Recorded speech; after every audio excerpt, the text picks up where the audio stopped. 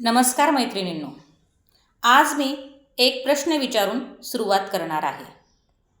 हळद कुंकू आपण हा परंपरेसाठी करतोय की फक्त ट्रेंड म्हणून? फोटो, रील्स, स्टेटस, साड्या, दागिने हे खूप सुंदर आहे, नक्कीच सुंदर आहे.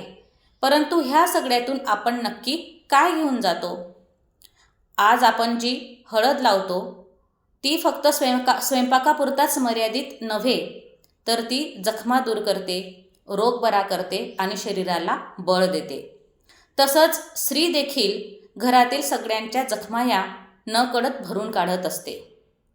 कुंकू फक्त सौभाग्याचंच चिन्ह नाही, तर ते आत्मसन्मानाचं, स्थैर्याचं प्रतीक आहे. मैत्रिणींनो, हळदी कुंकू म्हणजे तक्रार नाही, स्पर्धा नाही, तर ते फक्त हसू, गप्पा, आधार आणि एकमेकांना न बोलता दिलेला विश्वास.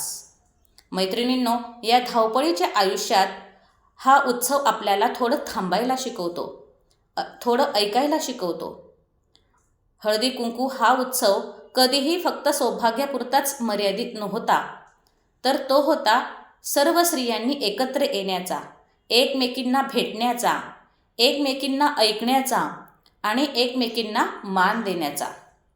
आणि असं कुठेही लिहिलेलं नव्हतं की फक्त विवाहित स्त्रीच याची हकदार आहे. परंतु आज आपण काय करतोय की हळदी कुंकू हिला नको, ही साडी हिला नको, ती विधवा आहे, ती घटस्फोटित आहे, ती एकलमाता आहे. परंतु मैत्रिणींनो, दुःखाने सांगावंसं वाटतं की आपण ह्या परंपरा नाही तर भेदभाव पाळत असतो. स्त्रीत्व म्हणजे फक्त कपाळावर कुंकू नाही, तर स्थैर्य, धैर्य, जबाबदारी, कणखरपणा आणि जगण्याची जिद्द. आता वाण म्हणजे साडी, सौंदर्य प्रसाधने किंवा प्लास्टिकचे डबे नव्हे, तर वाण म्हणजे सन्मान.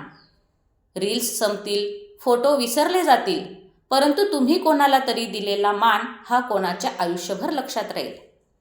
हळदी कुंकू हा ट्रेंड असेल, परंतु तो आपण संवेदनशीलतेचा उत्सव बनवू शकतो. चला तर मग या हळदी कुंकूच्या निमित्ताने आपण संकल्प घेऊया की तू कोणीतरी वेगळी आहेस असं कोणालाच वाटू देणार नाही. कारण हळद जशी सगळ्यांच्या हाताला सारखाच रंग देते आणि कुंकू हा सगळ्यांच्याच मस्तकावर समान आणि सन्मानाचं चिन्ह होऊ दे. हळदी कुंकू हे सौभाग्याचं नव्हे, तर समतेचा उत्सव होऊ दे. सगळ्यांना हळदी कुंकूच्या मनापासून हार्दिक शुभेच्छा. व्हिडिओ आवडल्यास लाईक करा, शेअर करा आणि माझ्या चॅनलला सबस्क्राईब करायला विसरू नका. थँक्यू.